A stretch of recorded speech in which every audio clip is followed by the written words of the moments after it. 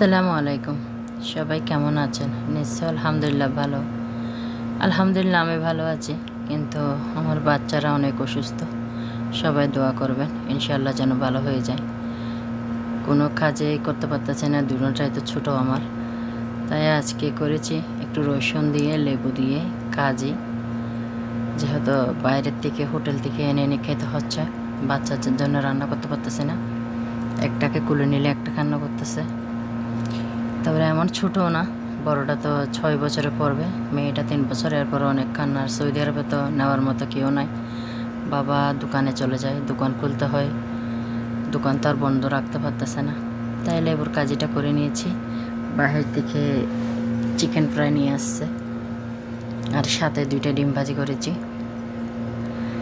তাই লেবুর কাজিটা সবাই কীভাবে করে তা জানি না। আমি রসুনটা আগে পুড়ে ফেলছি হালকা আগুনে, তারপরে লেবুটা ভালো করে চিপে দিচ্ছি এখানে। আমি এভাবেই খেতে ভালোবাসি, তাই এভাবে করা। খুবই খুবই মজা লেগেছে খেতে। এটা লবণ দিয়ে আগে একটু ভালো করে চটকে নিচ্ছি আর কি, দানা না যাওয়ার মতো চেষ্টা করতেছি। এরপরও দেখতেছি দানা যাচ্ছে, নিয়ে ফেলবো। মাশাআল্লাহ, এভাবে দেখলাম খেতে অনেক মজা।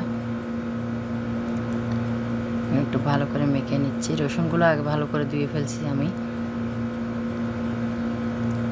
তেলে ভাজি করি নাই, এমনি ছেঁকে নিয়েছি আর কি ভালো করে, যেন একটু ফুরা ফুরা হয় রসুনটা। তাই আর এখন দিয়ে দিচ্ছি তেল, সরিষার তেল।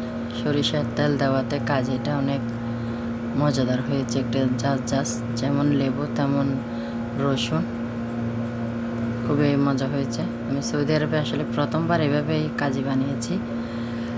দেশেও আমি কাজি বানিয়েছি কিনা মনে নাই, কিন্তু ওই আমের তেঁতুলের এগুলোর করেছি, লেবু দিয়ে রসুনের কাজি করি নাই। আজকে প্রথমবার করছি, খুবই ভালো লেগেছে খেতে। ভিডিওটা ভাবছিলাম প্রথমে দেব না, খাবার পরে দেখতেছি না, আসলে তো অনেক মজা এটা। আজকের খাবার এটাই। তারপর ও বললো একটু আলু ভর্তা করো, আলু ভর্তা করেছি। চিকেনটা বাচ্চাদের